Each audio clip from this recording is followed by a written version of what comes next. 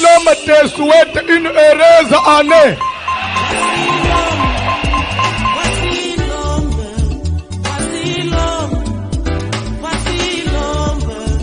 L'homme des douleurs, voici l'homme.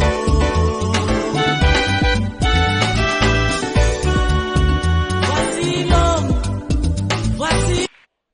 Nombre chapitre 16. Dans la Bible, tu vas partir à 28e verset. Nombre chapitre 16, à partir du verset 28, nous lisons au nom de Jésus-Christ.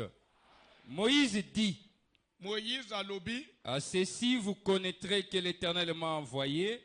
Na elemboyo bokoyeba ke nzambe atindi ngai. Nakola ba quelque chose. Omunina to fanji da bino boy. Il faut pe bomona ka bilembo mususu. Na makambu na zolo banabino. Les réseaux okisama. Na place ofanji bino. Voiture ma ya solo azamu sali nzambe. Tu y as aussi droit à ça. Il y a place au fanji. Ozana yon assurance que mon pasteur, non, il a l'appel de Dieu. Il y a que même maintenant qu'il y a un problème, n'est pas mouton nzambe à yebi.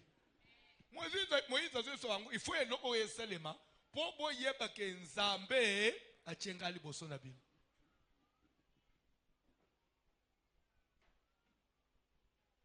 Zamba pambula bino. Amen. Ofanda na se.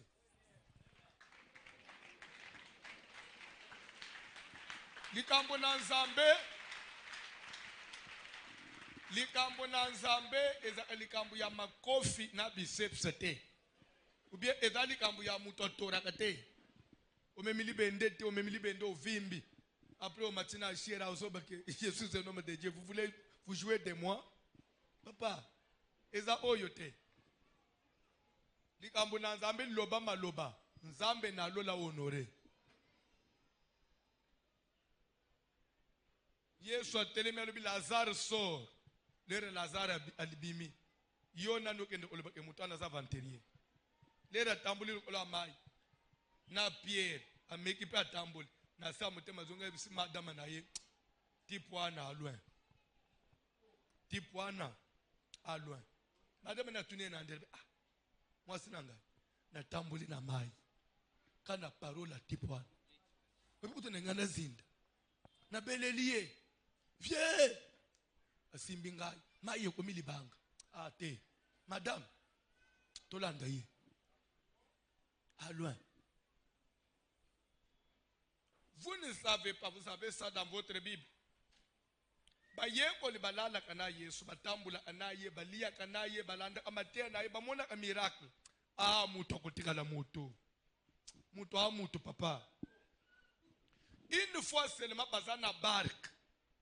Bazo ute soki wapi na katikati ya butu mi pepe mbonge barque banji kosala nini banji kozinda babosa ni meme ke Yesu azana kati babanji konganga tokufi zambe tokufi bana bazami ke totiki bana tokufi zambe to oh tellement que babu mai pe so kote boîte so kende. Nde moko a se rappelle oh. Mais le tomate na Seigneur. Oui oh, mais Seigneur a mateki pe na botongo. Batala boye na songe kuna Seigneur na. Ngumba mi a fini que couvre li azo ronfler. Nani azo ronfler Seigneur. Pe maye se toni kutu place alali maye zwina couvre li. A poli me azo ronfler. Seigneur azana ba jemoko. A cause de la vie na yo zo souffrir mais ya zo sole ni. A ronfler. A beta kara. Ndeba ye ko linyo su ba ye ba bandi ko nyingisa ye. We bi français ni ba utiliser. Ne t'inquiète-tu pas de ce que nous périssons.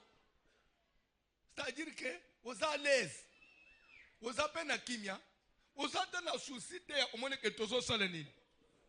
Nde Seigneur azole maka nini azo pangis eloko nini uzo tune eloko nini ye mo otala boy mai déjà plein boîte zo kende boy mai zo kota Jacques tala moto alinga sacrifier bisotoni. Mbala moko tombole lungatali mupepe ya kosakana te. Na butu tempête likola océan. Mayu wou atermi yo mupepe. Tais-toi. Hey yo mbonge. Calme-toi. Papa, Bible zoba que vie nye mbala moko yoka batoyo bazalaka na ye tongo midi pokwa ba mona ndenga sekusala azar mais on dirait batonda te mais oyebisko constantly bazo malobani bazo ko banasuka. Quel est donc cet homme à qui obéissent même le vent et la mer? Nous allons reprendre le français pour tout analyser. Vous savez, j'aime le français, cette langue-là, c'est une langue de précision. C'est pourquoi il y a trop des accords et des participes. Quel est donc celui-ci? Ailleurs on dit celui-ci. Dans d'autres versions on dit cet homme. À qui obéissent même. En français, quand on ajoute même, ça veut dire quoi? Ça veut dire que d'autres choses lui avaient déjà obéi. Mais on ne pensait pas, on ne pouvait pas imaginer que même le vent peut encore lui obéir. Parce que le vent est plus compliqué que d'autres choses. C'est vrai. À quoi qu'il koloba, biloko akoli a multiplié. Mais nambonge papa, nami pepe. Oui, mais pourquoi balubi nami pepe? Mu pepe yeba na akote utakate, yeba na akote kendakate. Mais tu yeba kage mu pepe zade tozo mona mandala soit biloko ezo nyingal, soit ezo soulever ba poussière. Mais mu pepe ko simba ngo boyete. Mais bande kwa ne bazolo ba na mu pepe yeza accomplir wan. Ezo to sa cet homme. Mu bali nini oyo nambonge nami pepe eyokelaka. Quand on dit mbonge, mi pepe, ça veut dire quoi? Ça veut dire des périodes de turbulence, des temps difficiles, des moments de calamité, des chômages, des maladies dans la famille. Le moment où vous êtes terrassé par la maladie, même l'intelligence des médecins vraiment est commise au bout. Mais cette maladie dit une parole et tout redevient normal. Il est Dieu. Et c'est cet homme-là. Ndeyo nangai tofandeli na pokwa.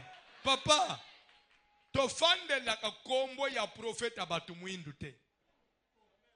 Toyela ka prophète ya tande la fente ya kufazana lilita. To sangana opona mutu moko boyete. To sangani autour du nom de Jésus. Le nom qui a appelé à l'existence ce qui n'a jamais existé. Je voudrais que vous vous rassurez. Oyebe ko fandi na uvandeli nzamba bien. Nzamba bomoy. Même ate komaki na suka. Alléluia. Dieu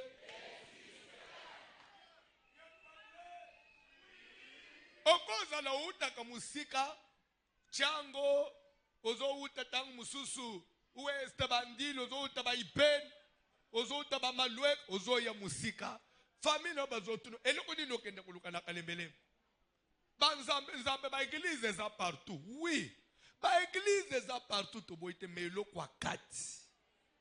Ce qui est caché, c'est ce que nous ne connaissons pas. Le tout n'est pas de rentrer dans une église. Mais tu ne connais pas les fondements de l'église. Tu ne connais pas ce qu'on cache. Je préfère encore aller loin. Mais là où je connais ce que je recherche. Jésus est Dieu. Je suis venu dire quelque chose à quelqu'un. Même si vous êtes déjà arrivé au bout, je suis venu te dire, il est là, couché, dans la barque où tu te trouves là. La barque veut dire quoi? C'est l'image de la vie d'une personne. Dans ta vie là, il y a quelqu'un. Des fois, il est couché à la pupe. C'est-à-dire quoi? Asa, tamsotika obo sanaki. Asa kuna na suka na songe. Des fois, tu te poses des questions. Est-ce que dans tout ceci, Dieu te connaît? Essaye ce soir, quand tu finis cette prière, quand tu rentres à la maison, rentre dans ta chambre, mets-toi à genoux pendant 4 minutes. Fais une prière. Yebisanzam, papa, ozananga ya solo, ozote angana zokufa, lobali loba. Mukileye bete, ozala apena boato ngana zala. Prenez même 4 minutes. Fais cette prière. Et après, lève-toi. Place la confiance en Dieu. Oko échoué. Na zoe biso na vi ongana yotoza oko échoué. Ce qui yo échoué, c'est que makamuna nzamba kupeza nango ba fantir. Mais ekotikana ko kozala ba fantir parce que nous avons beaucoup de preuves.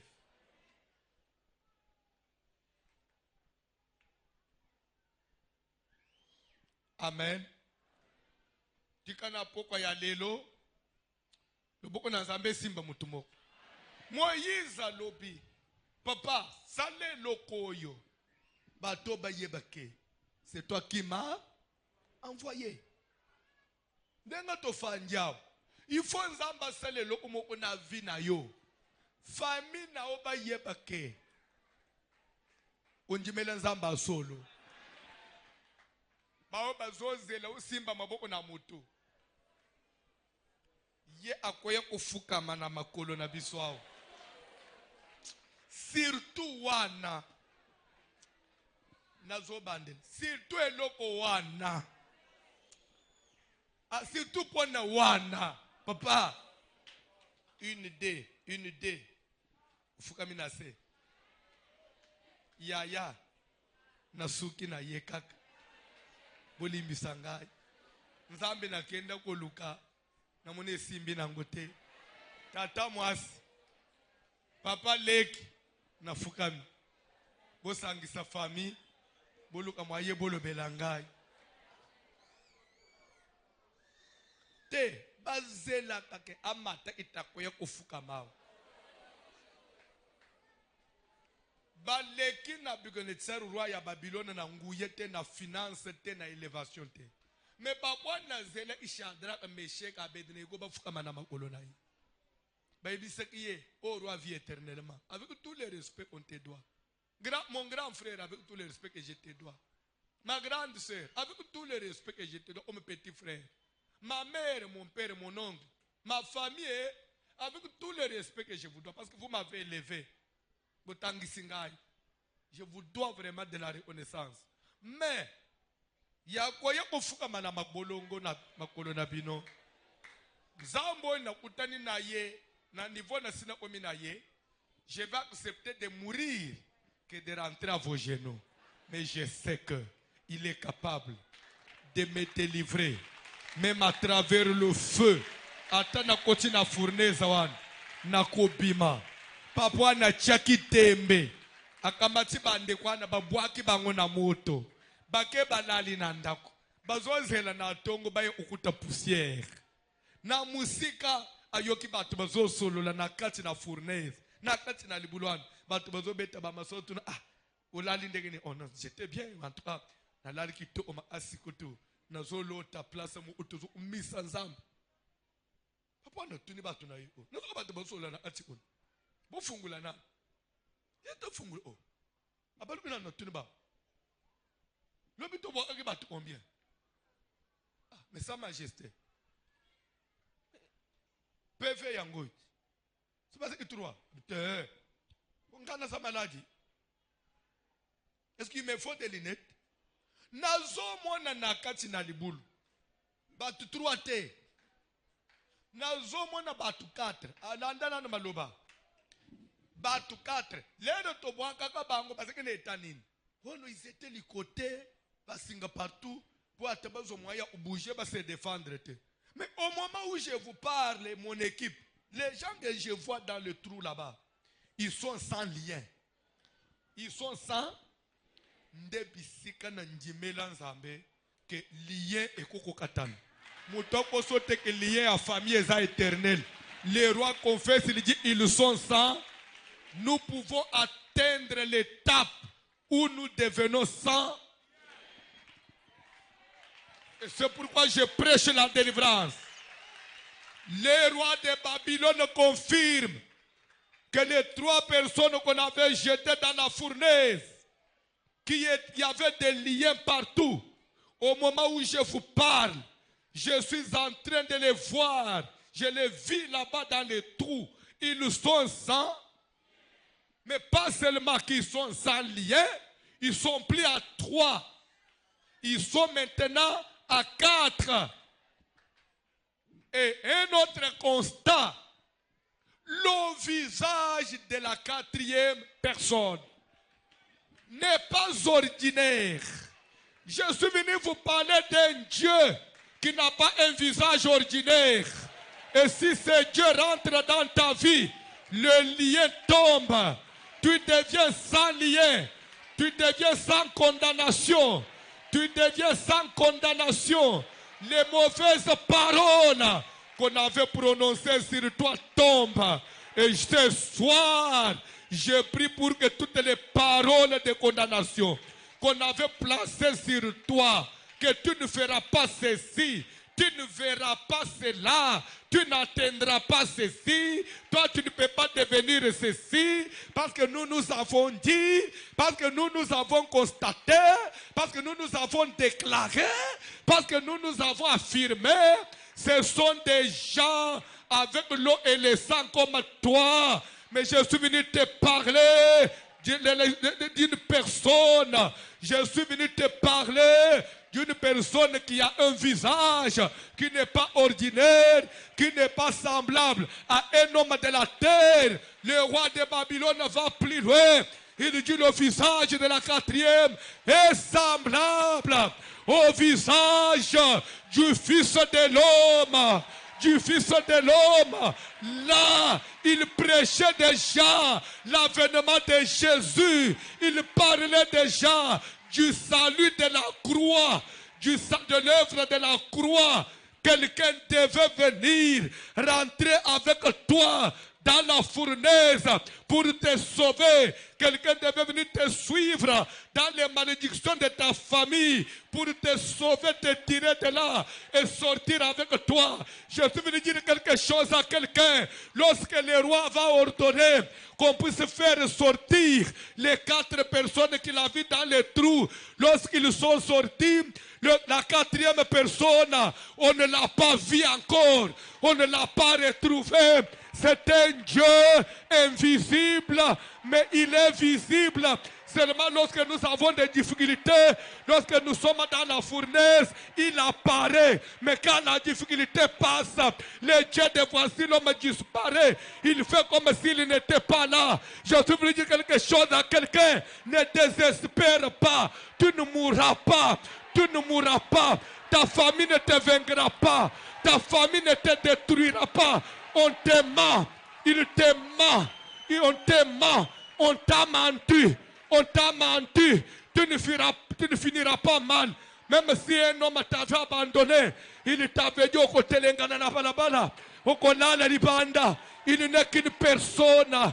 Zambe na lola, mobalo ya dese vakate, soko kangamina ye, babenga kayo le mari de veuve, le père des orphelins, babenga kaye. C'est lui qui reprend les rejetés, les abandonnés, les négligés, le visage de la 4e personne.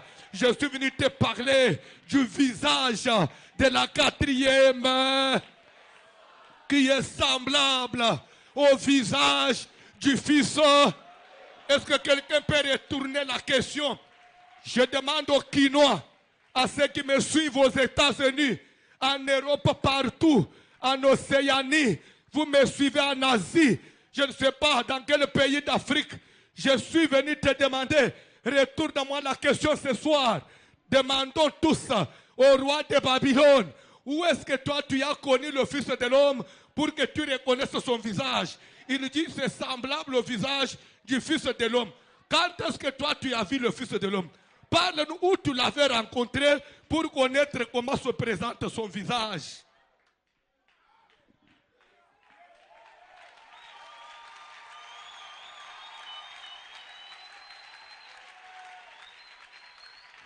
Ozo désespéré pour nani. Nous autres, nous sommes désespérés pour nani. Okomina yoko tambula kaka boye. Neti okwe yata na libulu. Pour nani. Nakati no wan. Espoir eza suste. C'est comme si yanga ivi. Et kozala kaka boye. Mon frère. Ya yo vie kozala kaka bongote. Ya yo vie ekozala ka bongo te. Ya yo vie ekozala ka bongo te. Ya yo vie ekozala ka bongo te.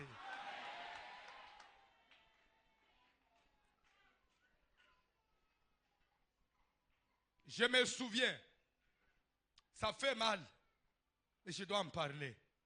Parce que nous devons témoigner Dieu. Je me souviens les jours où je suis arrivé à Kinshasa. Les jours où j'ai eu à atterrir à l'aéroport d'Indil ici, Nayakana Erzaïr à l'époque, j'étais encore mineur. J'avais, moi, valisé de mon Yamoké. Et confusion et salamaki, la communication avec mes frères, ma famille, ceux qui devaient venir me prendre. C'est comme si on avait annulé tellement que le voyage avait été plusieurs fois annulé. C'était tombé dimanche. Tout le monde était à l'église. J'arrive, il n'y avait personne à l'aéroport.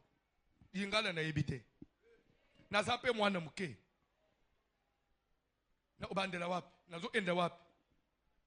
Mais du moins na zaki na kamwa papier na ngaba omele nga adresse.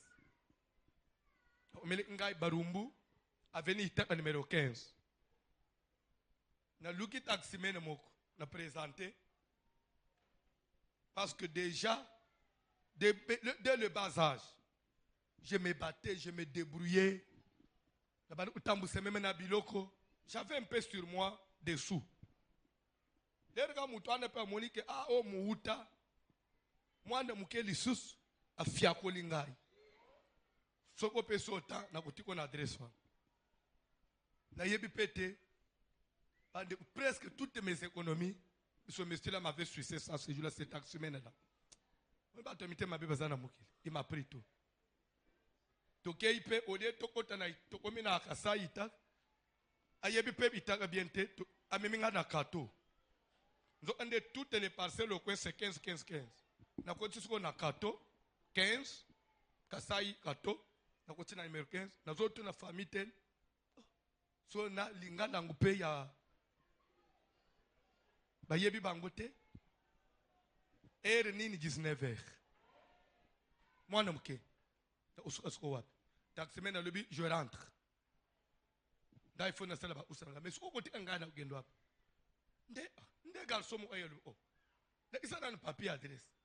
Comme il taka 15, mais nous avons un kato. Ah, bah, Zamba Zanzam. Il taka 4 avenues.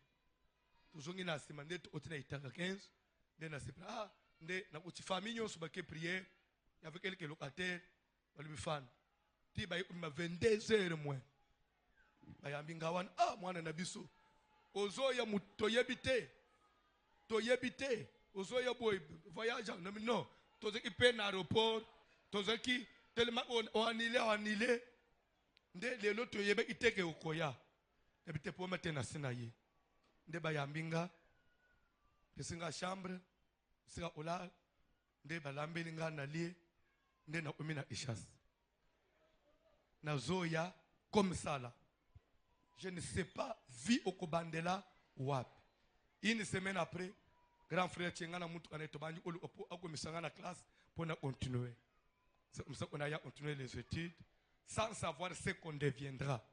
Mais aujourd'hui, ma belle Toniati, Dieu nous les a donnés. Pourquoi? Parce qu'on a fait confiance, on a placé notre confiance en Dieu. Je suis venu exhorter quelqu'un. Si tu peux placer confiance en Dieu, quel que soit le problème que tu as, Dieu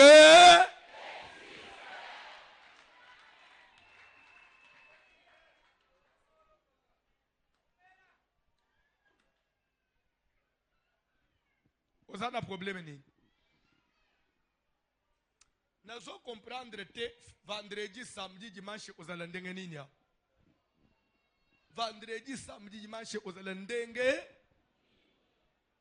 aw mon frère komisalela bakalkile na mutu te vie oyo ozomona oyo vie eutaka na nzambe vie eutaka na famille te vie eutaka na mutu wa mokili te vie eutaka meme na bawe bauleisaka yo te vie eutaka na nzambe ndenge tofandi awo vie na yo esimbami na nzambe ata place ofanda kobimi na priere bali okuvanda lisusu awa te babo elo valise libanda bakotia point na vie na yo te vie eutaka na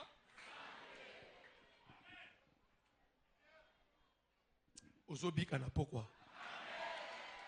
Bref, mutu nyonso atelema pour te détruire, c'est lui qui sera détruit ce soir.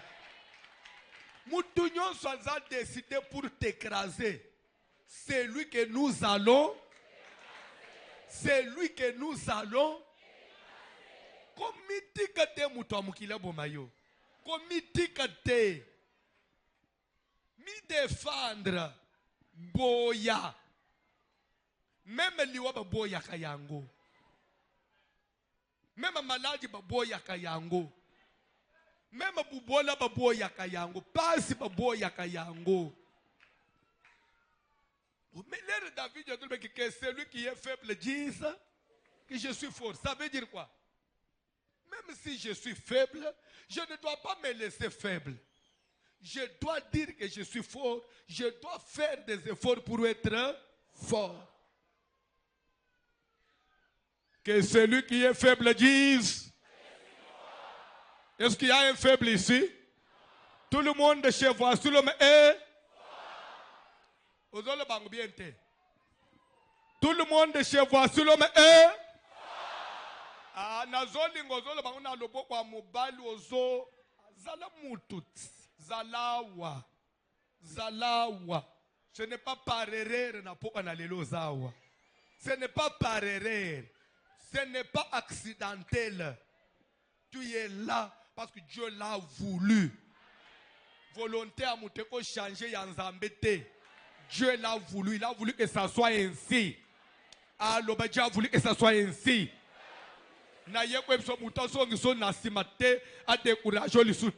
Tu es déjà engagé. L'aller non-retour. L'aller non-retour. Ce que tu es aujourd'hui, c'est la volonté de Dieu. Il y a des choses qui viennent comme hasard, mais c'est dans la volonté de Dieu. Je me souviens de quelqu'un qui avait dit j'y suis et j'y reste.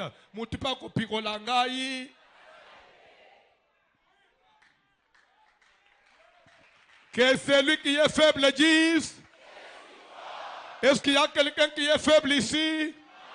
Je vois si tout le monde est. Le bas je suis. Le bas je suis. Le bas je suis. Ah, gloire à Dieu. Il y a quelqu'un qui... Non, attendez. Je n'ai pas dit gloire à Dieu pour toi. Je n'ai pas dit gloire à Dieu pour toi. J'ai dit gloire à Dieu parce que j'ai écouté quelque chose qui a encore vraiment réveillé, qui a encore excité mon esprit. Il y a une parole qui est sortie de ce côté. Pendant que toi tu disais, je suis fort, j'ai entendu une parole qui sort qui dit, je suis très fort. Je vois sur tout le monde est. Vous êtes. Parce que tu es fort. Ne laisse pas quelqu'un te piétiner. Ne laisse pas quelqu'un marcher sur tes droits. Ne laisse pas quelqu'un t'enterrer. Kotika muto kunda yote. Kotika muto kunda yote. Papa bakunda mwana na yote papa. Ozana nuna miss boy. Bazo kundele yo mwana. Na tunaka. Banango basa combien. O bazo kundele yo moko. Banango zana bango combien. O il faut yo permettre bakundele yo moko. Ka. Nebisa kinde komoko. Jacob oboteki 12. Balungoli kaka Joseph. Papa na lelevi mobimba. Et pourtant, tu es na 11. Nga François na sana combien papa na ngai. Na combien atana Jacob te. Il faut boye ulongola. Ah, frappez! Frappez! Frappez! Mutunyo sozo sala calcul. Mwana ne wana ba tuteye na moto.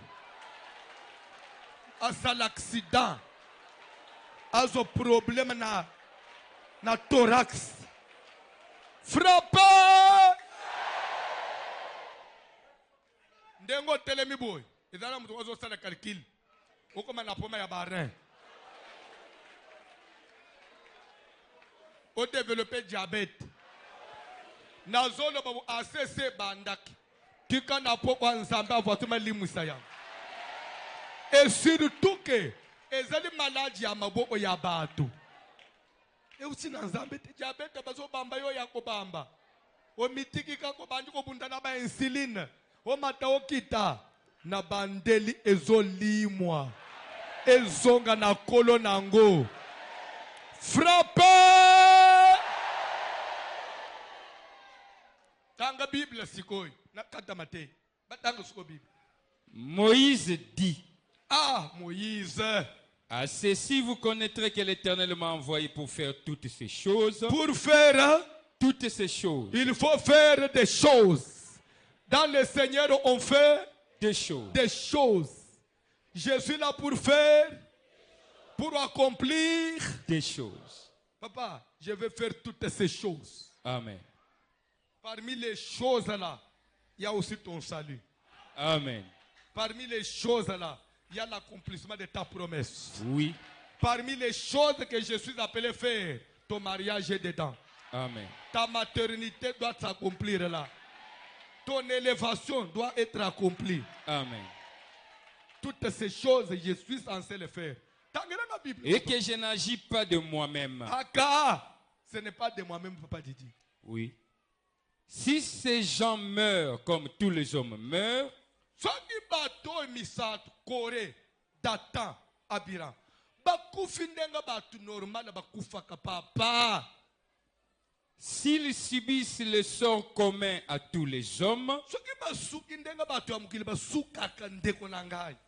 ce n'est pas l'Éternel qui m'a envoyé. Wana lobeza nzambe te. Mais si l'Éternel fait une chose inouïe, Soki nzambe asali loko moko wezo boucher matoi. si la terre ouvre sa bouche pour les Soki engloutir, mabele pasuki kaka boy bazindi avec tout ce qui leur appartient, na biloko na bango nyonso et qu'ils descendent vivants dans les séjours des morts, bakiti na bomoi na mboka na bawei. vous saurez alors que ces gens ont méprisé l'Éternel. Des jours pour ebete bato basakana kina nzambe. Je vais vous dire une chose. Na mekaki olo bangolobi, mais nazo fungola ngo muke. Na koloba quelque chose. Bible ezolo baboy. Peut-être na sina te lo kana yo bosan. Bible ezolo que si tu vois ton frère commettre un péché qui ne mène pas à la mort, fais quoi? Prie pour lui. Mais si c'est un péché qui mène à la mort, ne prie pas pour lui. Qui a dit ça? Il y a des moments où on doit prier pour des gens, il y a des moments où on ne doit pas prier pour quelqu'un. Surtout celui qui commet un péché qui mène, rentrons dans la Bible. Recherchons maintenant. Quel est le péché qui mène à la mort? C'est tuer quelqu'un? Ça mène à la mort? Non.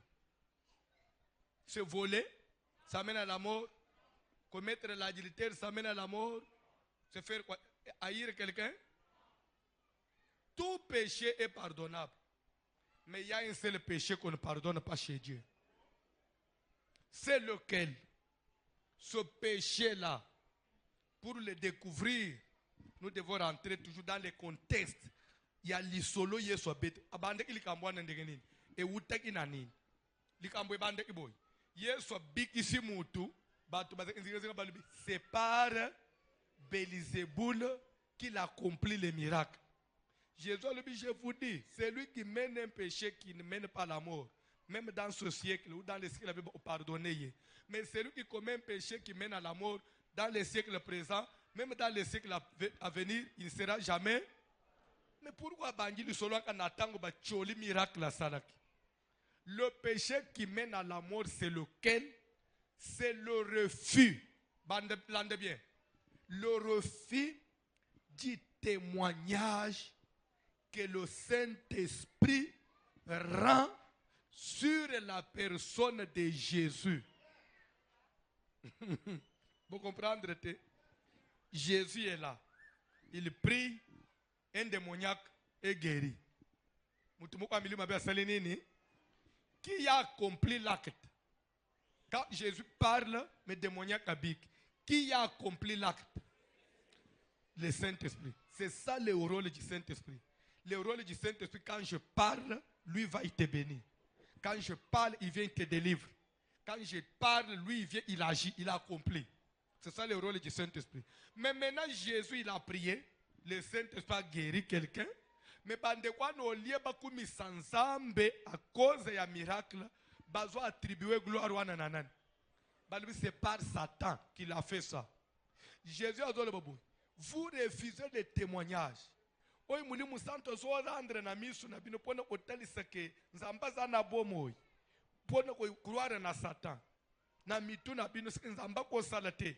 Nyake le diable. Keba lisumu nyonso ko limbisam. Mais owane ko limbisama te. Nzo ande elingi olobanini. Landa pour chiter. Dans les temps anciens, Dieu a parlé à nos pères par les prophètes. Dans le siècle présent, il a parlé par son fils Jésus. Mais actuellement là, dans notre temps ici, Dieu il parle par le Saint-Esprit. Car Jésus a dit, je ne vous laisserai pas orphelins, je vous enverrai le Saint-Esprit. Le Saint-Esprit, c'est le dernier messager de la bonne nouvelle, de la parole de la repentance. Dieu est venu comme Père. On n'a pas reconnu. Il est venu comme Fils, il est mort, il est ressuscité. Vous avez refusé. Maintenant, c'est le Saint-Esprit qui travaille. Le Saint-Esprit travaille pendant la dernière heure, l'heure de la dernière moisson. Après l'œuvre du Saint-Esprit, on fait la récolte. Oui ou non? Ce qui soit au boy, nous sommes le Saint-Esprit au sol. Ce que nous sommes le Saint-Esprit au sol dans la scène à moi, il ne parlera pas de lui-même. Il me glorifiera. Vous comprenez? Ce que nous sommes aye ko sala po a glorifier Yesu misu ya batunyo se tourner li ko kombo anan kombo a Yesu batunyo so bakurwara nanan soki oye na église oye ko njimela nzambe ezana devoir na Saint-Esprit a pesa yo elo yo ye ko luka landa lera zo peso elo yo ye ko luka yo senga na kombo anan mena Saint-Esprit ne asa censé ko sala elo yo ye ko luka lero zo zwango okumisa nani okoleba Saint-Esprit na umisio donc umwezonge pa na Yesu ment idoka sikoy. C'est ça le péché qui mène à la mort, c'est de ne pas accepter le travail, le témoignage du Saint-Esprit sur la personne de Jésus. En d'autres termes, c'est le refus. Il y a nyonso nzamba zo sala na mu ilipone ozongisa lo umu na Yesu na tango zo boya yangu.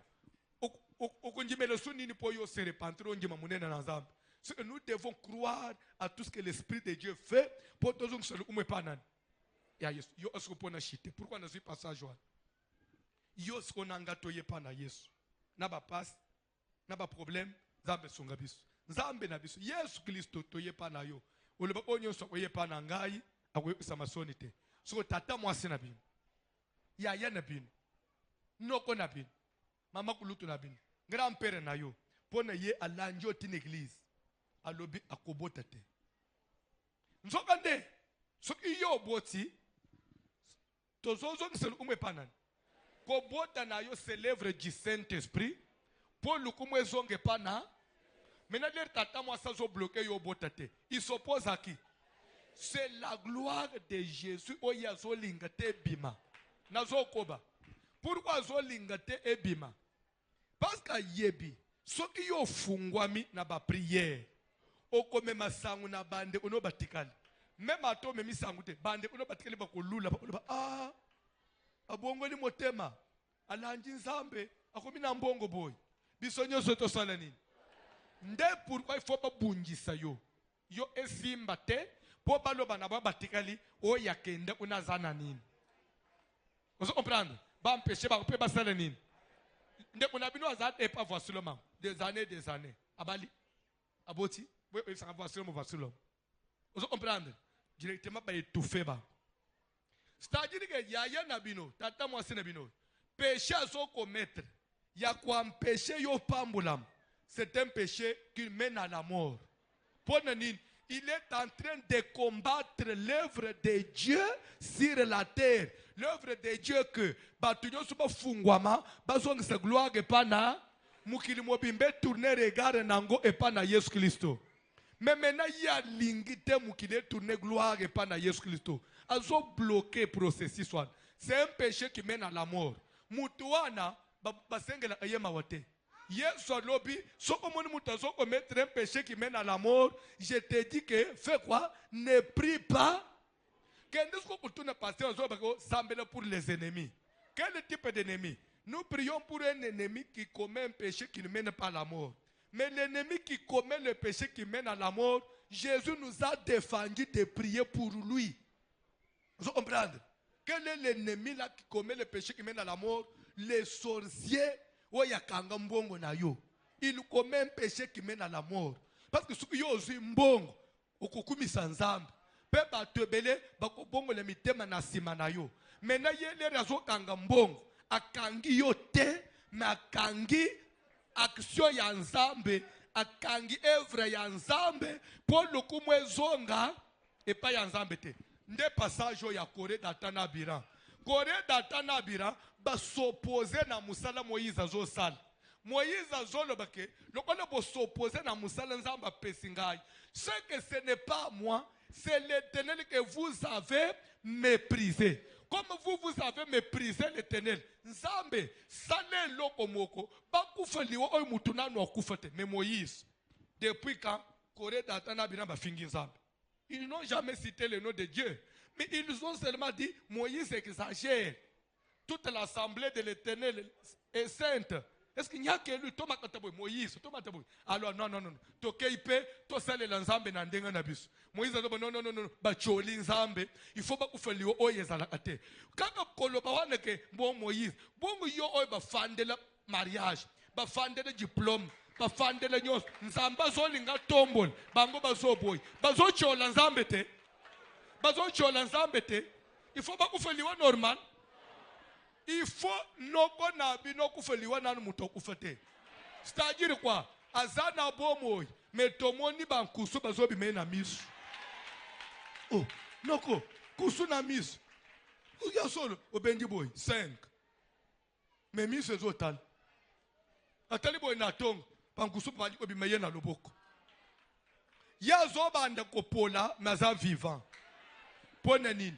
Acholi kombo na ndenge nini ngai na lali n'eglise mukilumbe zo mona famille yoso bazo mona ndengo ya ba veiller bazozela nzamba sala mais ye azolo akomona loboko na nzambe te ya kozala kaka bongo ezai ngai muta zochola te azochola nzambo ngai na ye tika banguna nayo bakutana na nani na nzambe muta kombata yo kutana na nani Dalaka ndenga nazotoka.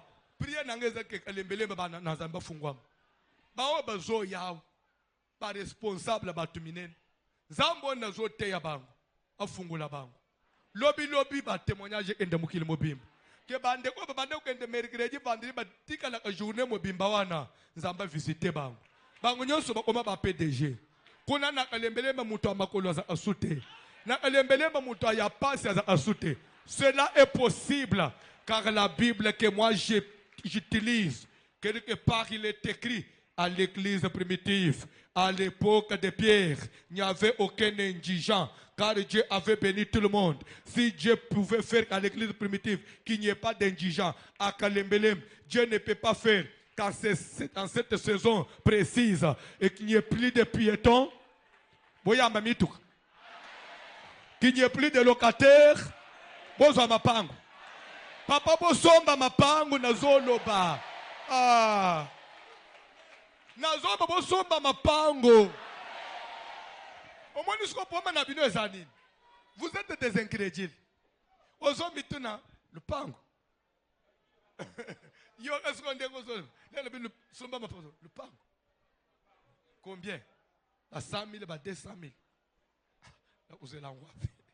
Na uzelangwapi. Na salaka nini. Mon frère. Na uchuko ebisa bino que un jour j'avais à théorie na mabele oy.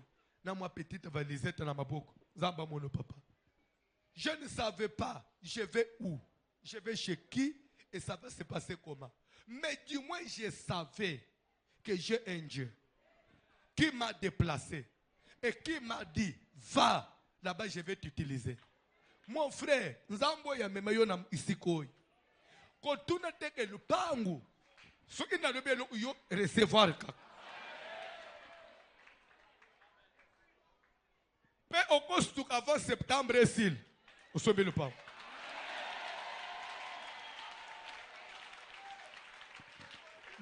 Bobi maga église na lumbangu makamusu boratak. Bobi miracle semi dimanche te na prière à dimanche na moy. Prière à dimanche l'air bino subo kende kiwan. Papa moko zao. Na plein culte na tout kana zo déclarer son téléphone lettre mina suka wana a check na vibrer numéro moko zo insister mingi. Ndabi mi moko libanda. A check allô mais oza wapi depuis to banji ko benga mais j'étais à l'église.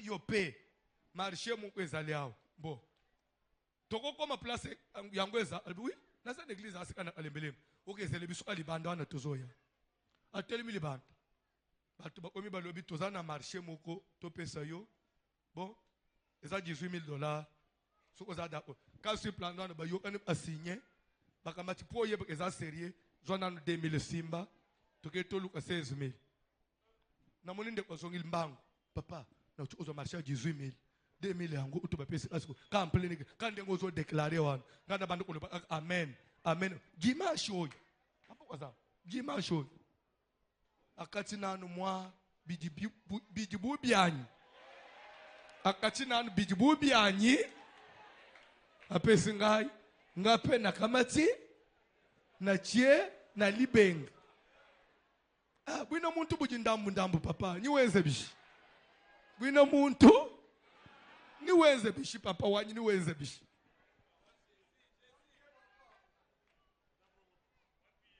après na kamati lobo unamamiye na banji o communiquer les sous-vie Seigneur oh alléluia azwa ba 180 azwa ba 1,800,000 na communiquer vie c'est Dieu là c'est ce dimanche papa en plein culte papa toyaka barete toyaka nganda te ngana tika kanda unangai pone usala aventure awate ngana kataka pongi na ngana butu pour faire des aventures non Dieu bozwa mapango bozwa ba voyage bozwa ba visa nzela ya voyage ya classe ya mwana no esala nini efungwama nzela classe ya voyage ya classe ya mwana no esala nini efungwama ba accorder visa d'études ya États-Unis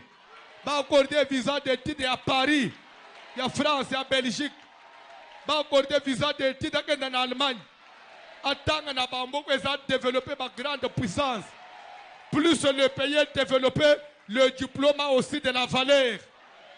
Bofungwama. Toute personne qui veut ta mort, c'est à lui de mourir. Celui qui veut ta disparition, c'est à lui de frapper. Telemalikolo. Tozo bomalelo. Au saliere, oyo kochi l'église oyo. Je vous exhorte au nom de Jésus. Renoncez à cela. Nazo bonde le bino na kombo ne su papa mama. Mama nangai atoso comme servante de Dieu. Papa atoso comme serviteur.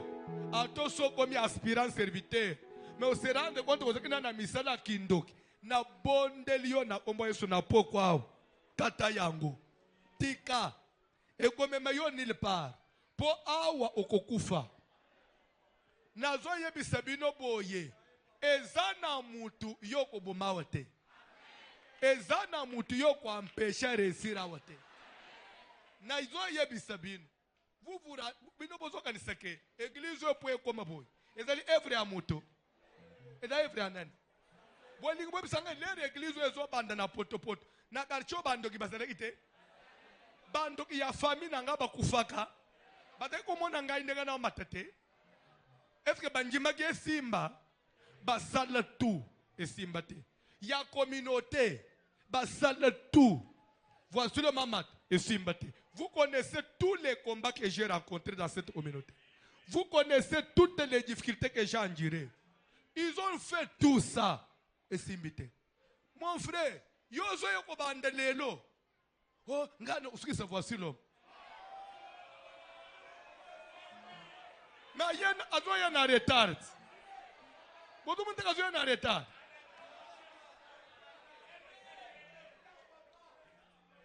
Nazo lengi saya sala nini atika.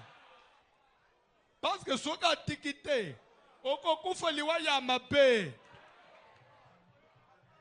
Ezana batu batelemelanga bakufa. Mama ozo kota mabele me oko kufa ndesko liwa ya mabe. Ozo mona eloko baninga basalite. Ozo mona l'église awote. Depuis na banda temo. Ezana bilongi muso eza so réclier l'église te. Baninga ba préférer à éviter nanu mupepo yele. Mais yo ozo yokate. Olingi to mona koyaka chaque jour.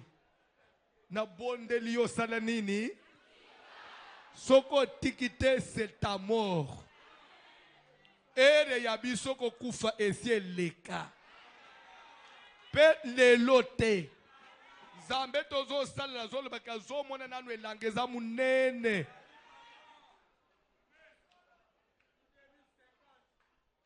Bayembi kantika muke tobo mabato. Bayembi bazawa pinalingi na boma. Nazoka posa kuboma. Hallelujah. Na boma kale. Na boma kala. Lelo na pakisa lisusu.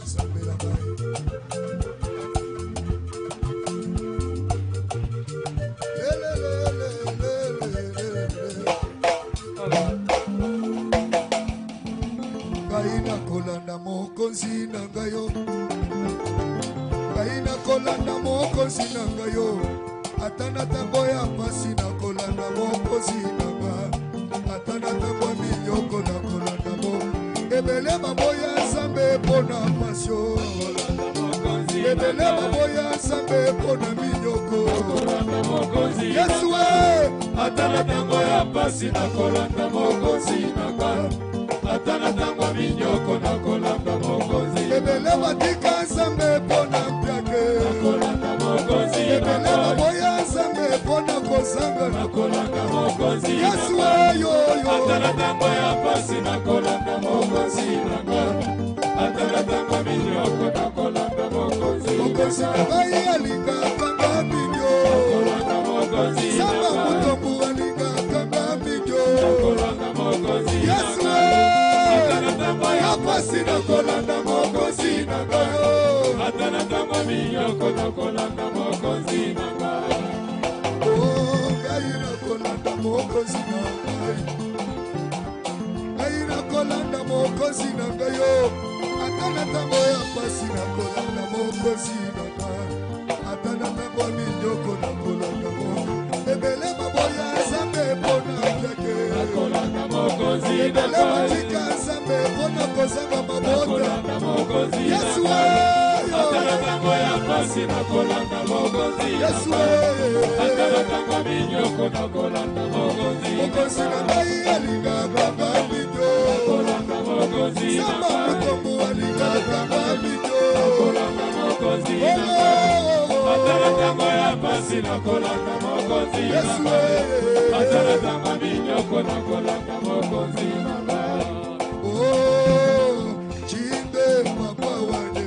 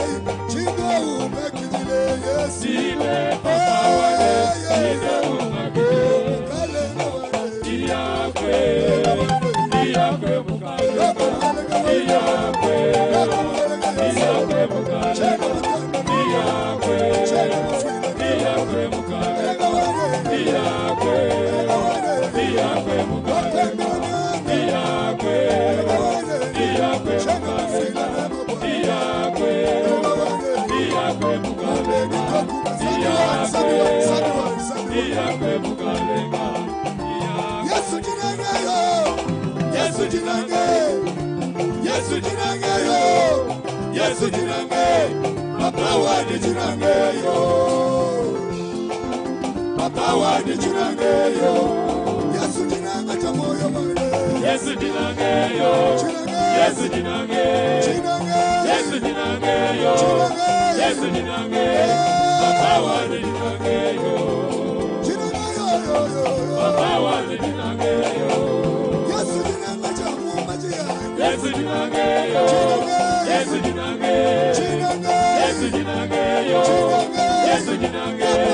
Papa wadi jinange yo. Yesu jinange yo yo yo. Papa wadi jinange yo.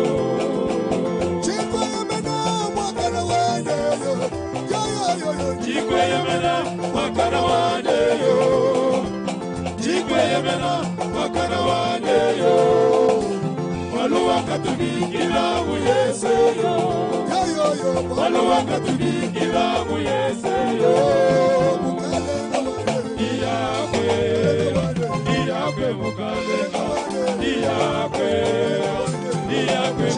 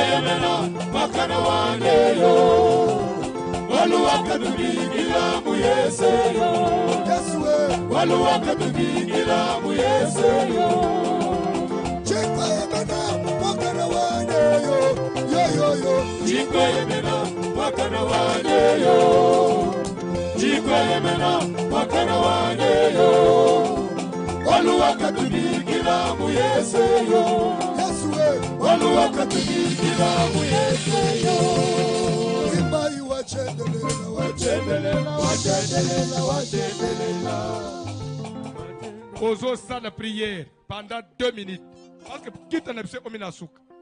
2 minutes. Nzamba tondi so na nguya. Yebise papa, nazo senga nguya ya koboma. Maloba nanga lena obimise botambuma. Soki na lobi feu et dans le feu ya solo. Soki na lobi na frapper, mutwa lala. Parce que gloire na nzambi faut etalisa na vie na ngai. Ngana ko échouer pour na mutwa mukilité. Na ko échouer pour na famille té. Seigneur pesanga nguya. Tondisanga na bokas to sambele na ombo na Jésus.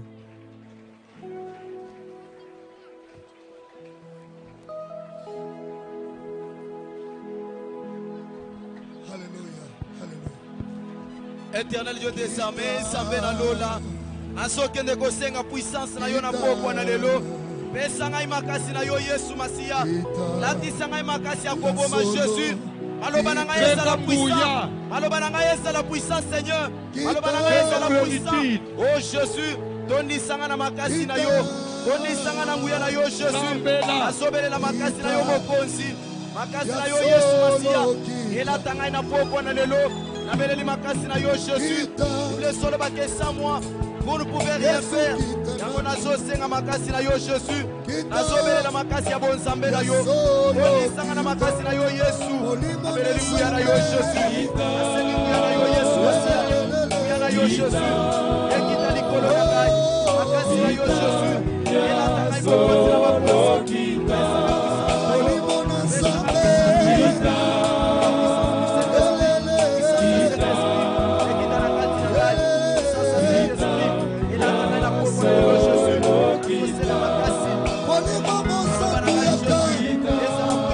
Kombo na ngai Yesu Masiya. Ezala puissant.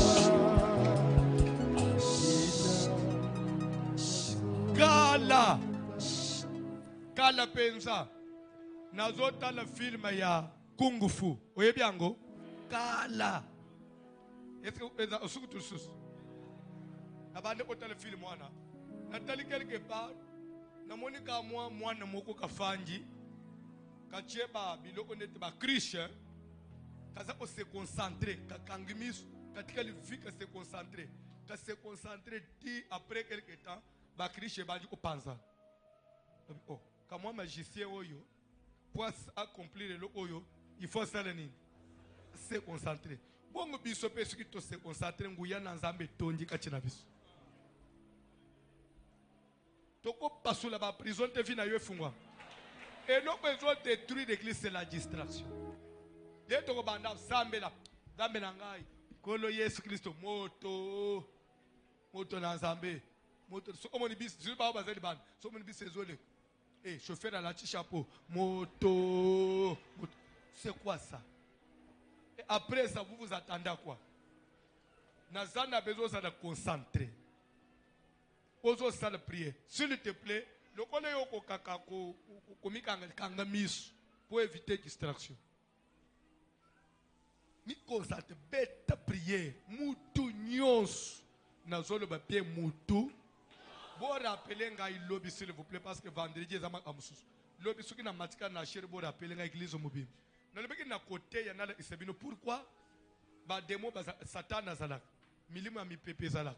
Milimo ya zamba ya mai. Mais pourquoi tu as mutu nyos? Pourquoi nous nous attaquons plus aux esprits humains comme si on néglige d'autres esprits? Bon rappeler ngai na fungula ngolobi. C'est très nécessaire. Vous comprenez pourquoi il faut s'attaquer na ba humain. Avec des versets. Ozo sala prière. Adala papa. Asala semblant. Bana nangai.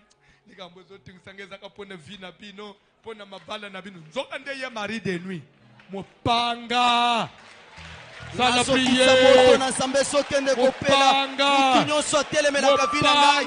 Mutunyo sotele mela kavina ngai. Mupanga na sambe sokende kolangela ye. Mupanga na sambe sopoma ye. Asala ya famille ngai. Asala ya libanda. Ya musala. Ata ya église. Na sobele la moto na sambe. Na sobele la moto na sambe. Moto sotumba ye. Moto na sambe sopela. Moto na sambe sopela. Wasotele mena venir na ngai. Mutunyo soso lingate. Ngai na pamolama. Mutunyo soso lingate. Ngai na kende liboso. Akombo na Jésus. Akombo na Jésus. L'oiseau sikla. L'oiseau plafond. L'oiseau sikla. Moto ya sambe sokika. Espinoso. Esaka na koto na boso na ngai. Moto ya lelo. Yesu mwana je sokika. Eso na kela.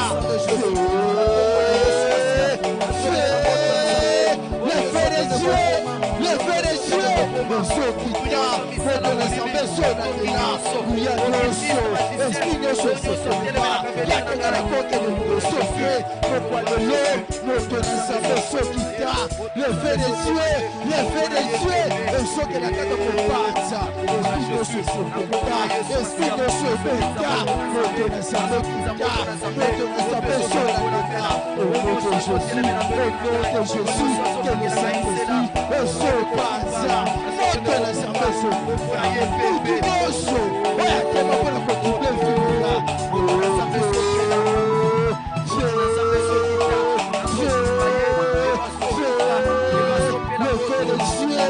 de Dieu,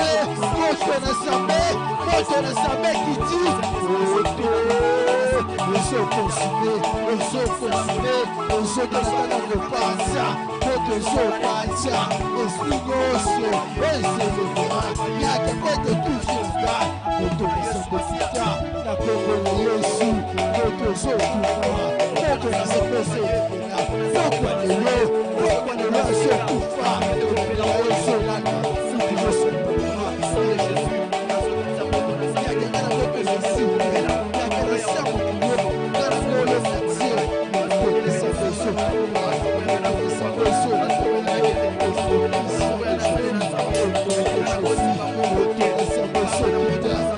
Yes,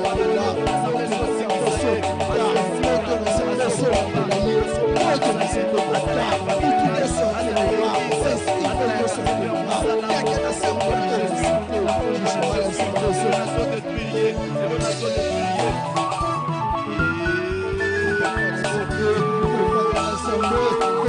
Frappez! Papa, toujours ça la prière, toujours tellement les limitations d'âge. Mon frère, Babo Mayote, batikale ko sakana na bana na yo. Ya batikale ba ko sakana na bana na yo. Nakomi ko tindika ba uzocha ba misapine lungu kuna azoe papa leki na ye pope sanga minerval mbata. Au nom de Jésus. Wana yo wap yo na séjour de mort. Kuna na jour de bazo tuna yo oh. Comment tu viens trop tôt comme ça? Oh non, na yeka kapo ya bomingai. Bon lere yo kana lere ya bando obuma yo wana yo zaleki wapi? Yo bande ko mone tele to za bana mike. Ozoya ozolela. Ah mama babeti ngai na mwana ba voisin. Mama tunio mwana ngwa betwa za na jinini. Oh yo za na 4 ans. Za na 4 ans. Mama tunio lere ya zo beta yo. Ya za na 4 ans. Yo ozaleki wapi? Mama pe akamachina mbata selenini. Azipoli yo. Pona otesuke suki ba beti yo pesa na kanini. Papa nangai biloko na bobosani yango na église nde sukoyo babeti biso tozongisa te papa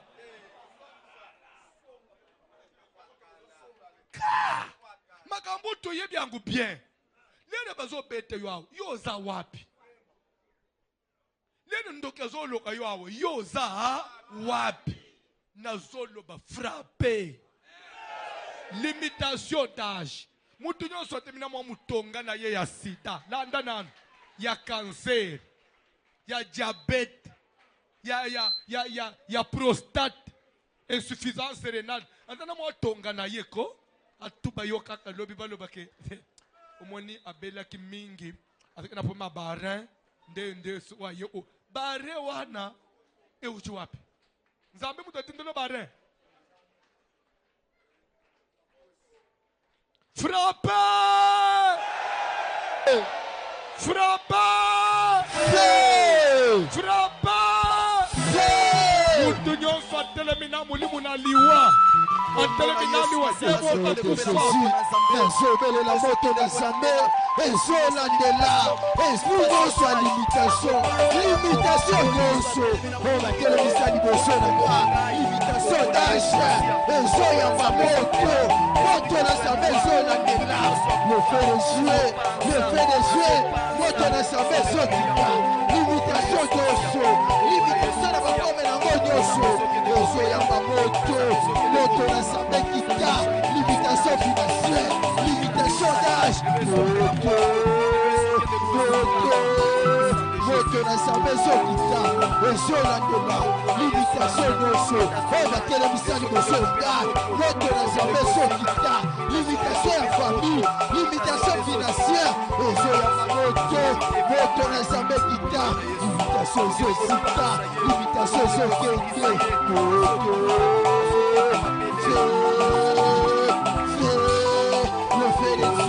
le fait de ces sokata limitation d'âge il ne se le baete c'est la nouvelle que c'est nos affranchis limitation ezopeya moto na nzambe kita limitation nyonso yake soki balimitation ngai yake ngai nakokende liboso te yake na sa mokilo ngai nakoresi te pokwa lelo limitation ezozika le fait de ces ezolandela limitation na baforme nango nyonso ezoyamba moto na nzambe kita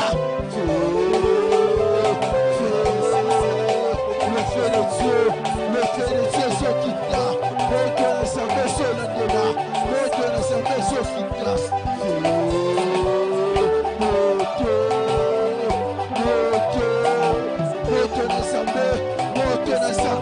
moto na nzambe kiti ezobanza esprit nyonso limitation nyonso oyo batelemisa liboso lega moto na nzambe kita limitation ezozika limitation ezo. S'il vous plaît, nous autres entre nous, nanu ata na denga ya muninga ata camarade ata connaissance basi bamema yo na mutuka moko ya malili ya bien okeboye bazoloba ke tokomi kita ozo na posa ukita te ese omela yo ozo kosa wapi mbalebele uto basi ozo kota na bureau mo ofanje na bureau boye climatisé ozo tala kiti na yo mo ozo ba vraiment posa na tikala kakao wapi ozo osa. C'est pour vous dire que vie ya bien et ça bien. Vie ya bien et ça bien. Papa, bureau ya modèle one et quand le pays bureau na yote. Omoni mutu kanete nenga ba mema yo ya bien ba kitio one. So eza ya yosiko. One eza disumu. Te yo fo owela abisa o mata amoto pona nini? Po okugenda na lola. Ozo sala prière. Oko échouer na vite. Échouer na vite. Bande onazotun. Nano simba pe mwambongo te ozana mwambongo ya libo eboy. Ozo yo bien, so oza mikolo ozana mwambongo. Ozo ana bien, na vie bien. So ozana mwambongo. Webi mpiage na mutu ba trouble ba kanda. Kozange loko mabe. Mwana ya voiture mo ko échouer surtout na finance te. Ko échouer te. Liloba musanto ya nzambe zoloba la sagesse du pauvre est méprisée. Je ne voudrais pas que ta sagesse soit méprisée.